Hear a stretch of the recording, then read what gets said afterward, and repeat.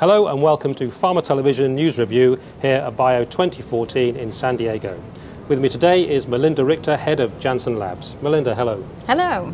And thank you for spending some time with us today. So, Janssen Labs, it's all about innovation, all about reaching through to the early stage developments, that exciting and new science. What's your role at Janssen and how do you foster this? So I'm the head of Janssen Labs, or the head of Janssen Labs, depending on if you're European or American. And so my job is to get Janssen Labs up and running around the United States and to continue to innovate how we help early stage scientists progress their idea to an actual patient solution. Okay, so we've also heard today about the innovation centres that J&J are running. So how's that different from what you're doing? Well, we're all part of a broader Johnson & Johnson innovation strategy and organization. So there's various segments to that strategy. The first segment is Janssen Labs. And so our goal is to do two things: to locally embed ourselves within communities of innovation around the globe, really, and to build capabilities within the region so that we can empower and enable scientists to take their research out of the lab and think about it from a commercial perspective so that we can actually get it to the patient. And so we'll do educational programs to build science and business skills. We'll bring other funders to the table to help grow and fertilize these science projects into solutions.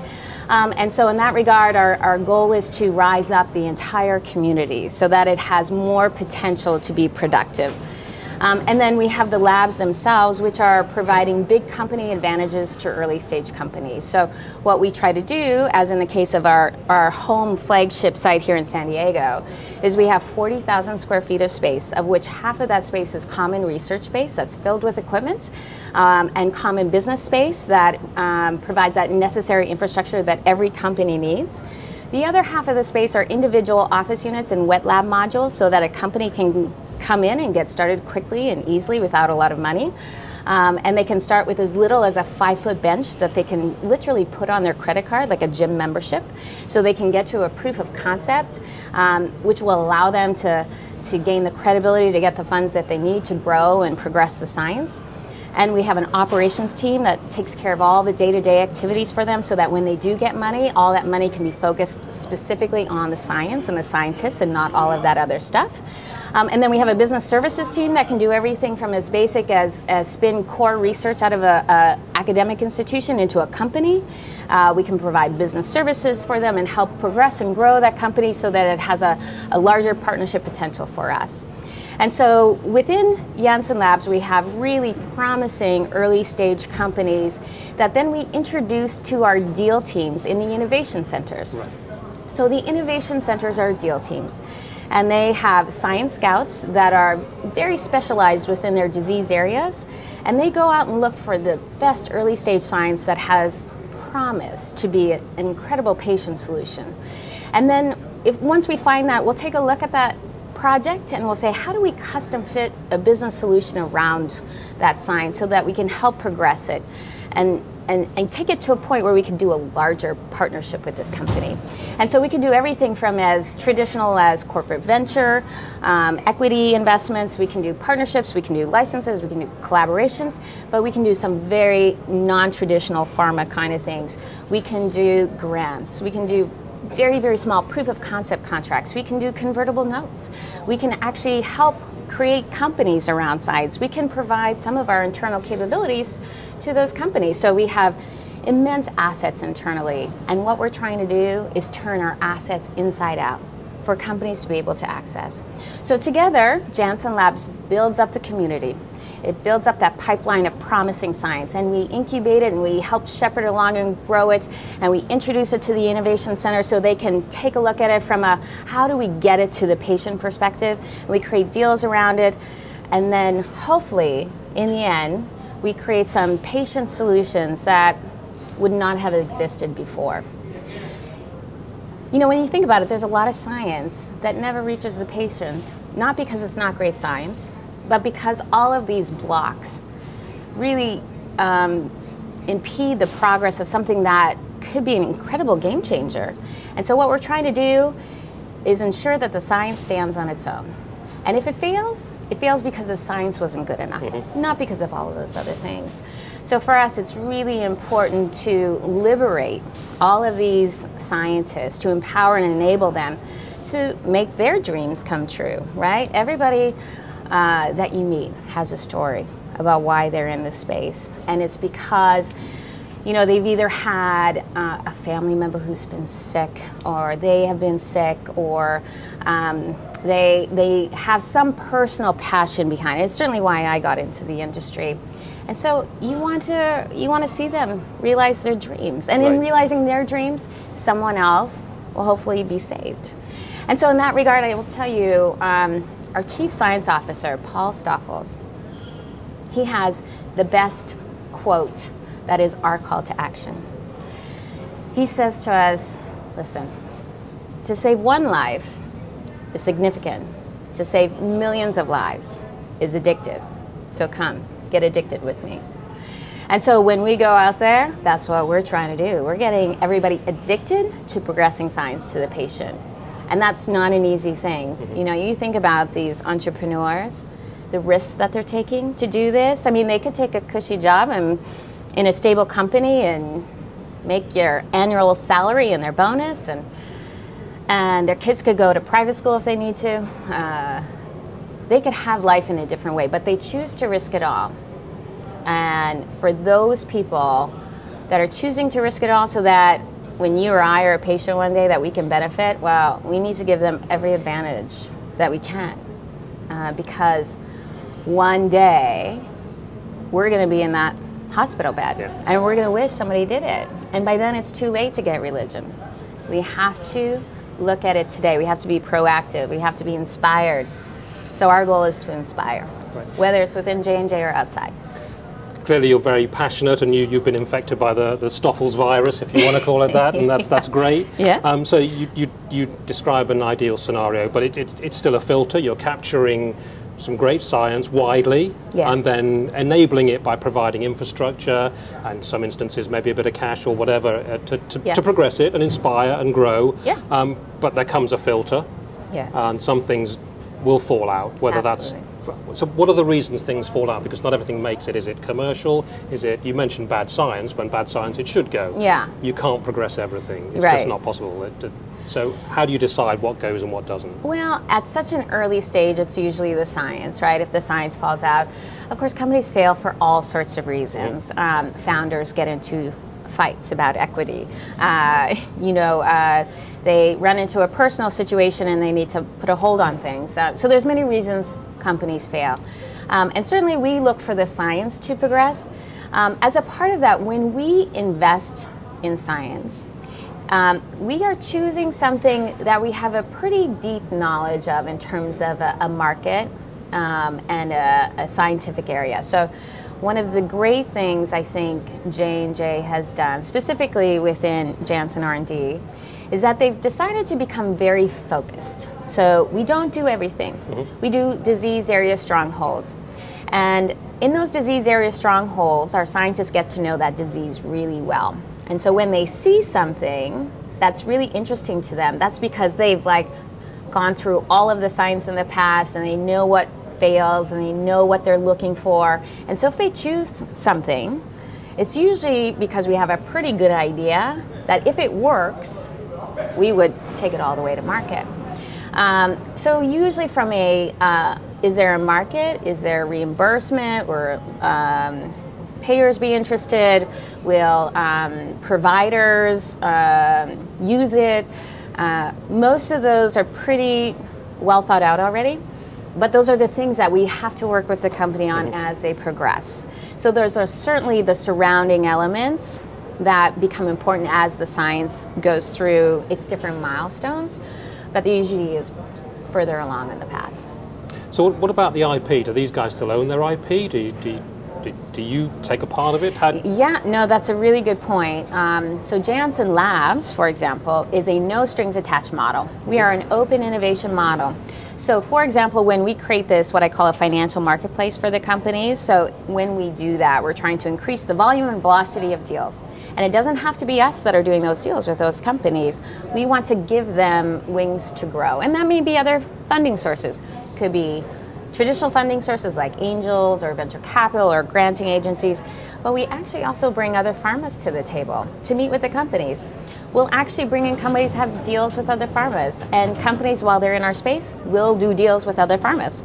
So the exciting thing about it is we empower them, we enable them, but we don't tie them down. Right. Now, we still think that because of that process of helping them grow, we'll get to know them better, they'll get to know us better, and they will see us as a trusted partner, and we do think that they will choose us over other players, and we certainly have seen cases of that already.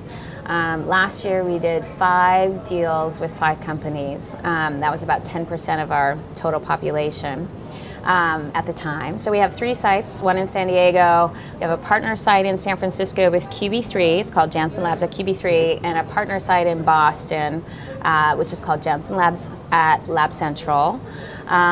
And we have just announced a new site in South San Francisco, a brand new 30,000 square foot facility, and it is going to be high tech, and we're going to focus on all the sectors. So whether it's pharma or medical device diagnostics or consumer or digital health or the convergence of all of them, we want to see that there, and across all our different therapeutic areas.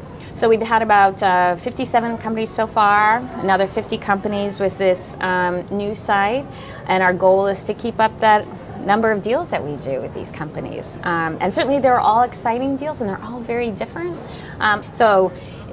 As I was saying earlier, we have these disease area strongholds, and so sometimes we have some really great science in-house that isn't a part of these disease areas. And so it isn't within our strategy to keep working on that, even though it's great science. And so you might have some scientists that are working with these projects internally that don't want to see it die. They're so passionate about it because they see a solution, they see a patient problem being solved. And so in those cases, we will help those projects spin into companies and be hosted at Janssen Labs. So we create this kind of full kind of ecosystem that includes people from the outside, but it could include companies from the inside. So it sounds like a true ecosystem. So how do you pick the projects that become part of your ecosystem? What determines that you're in and you're not? Well, so companies will apply. They put a business application together and an EH&S application. And so we have someone that does a first line of diligence on those companies and then presents the company to an overall selection committee. And the selection committee looks at the company from 3 perspectives. 1, is it meeting an important unmet medical need? 2, is it great science? And 3, is it a rock star team? Now, a rock star team doesn't necessarily have to be a serial scientist, co-founder, entrepreneur that's been there and done that, 3, 4, 5, 6 times, although those are great. We take those. But rock star can also mean someone who's never done it before, but they're going after something so revolutionary and so interesting, and they're so passionate about it that we want to bet on them. And we want to bet on them not because they'll make it the first time around, because the odds are really stacked against them, unfortunately. But imagine if they get to try this and they get to be in this community of other entrepreneurs who've been there and done that before, and so they get to learn. And so the next time they come back, well, the next time they're probably going to knock it out of the park. So for us, we really feel like we're not just here for today, but we're here for tomorrow, for the next generation of leaders. We're here for the industry overall. Right. And from that regard, or in that regard, I would say we view our competition as to where investors put their dollars. So I don't think we compete within the industry. I think we compete with other industries. That if you're an investor, and if you have an opportunity to put $500,000 into a company like Instagram and turn around and sell it for $1 billion 2 years later, or an oncology company, well, which one are you going to do, right? You're going to do this, because you could put in 200, 300, 400 million into this and it could still fail. And so what we're trying to do is change that investment profile. Right. To take the risk down and to change the upfront investment required for those early stage companies. So investors that are looking at all the sectors around the world and say, where do I want to put my money? We want to make it a good investment profile for them to put their money into the life sciences. And so for us, it's all about making this industry better. But what you described there from, say, an IT perspective, that the innovation and turnover is very rapid. Yes. What you described in your incubator is a bit like a Google or an Apple model, but the development times in pharma is very long. It's very long. So how do you square that off in saying, I can take a bet over here and get my return in a very short order, and over here I've got to wait 10 years? How's that going to change? Well, so first of all, the upfront investment changes with a model like Janssen Labs. So for example, in Janssen Labs, well, actually, let me compare the two industries, right? Okay. Let's compare commercialization between a tech company and a life science company, right from the beginning. In a tech company, you can give a couple of guys a couple of computers and a couple $100,000, and a couple years later, they can turn around and sell it to Microsoft, Yahoo, Google for $200 million. In a life science company, traditionally, before you even turn the lights on, you're spending at least a year and millions of dollars getting your infrastructure set up, all your capital equipment, hiring an operations team, getting your permits and licenses, and then, and even then, 8 to 12 years to get a drug to market and billions of dollars. So who in their right mind would invest in the life sciences? There, where you just said, yeah. Exactly. So that's why we came up with the Janssen Labs model to begin with. In the Janssen Labs model, you no longer need all of that time. The infrastructure is already there.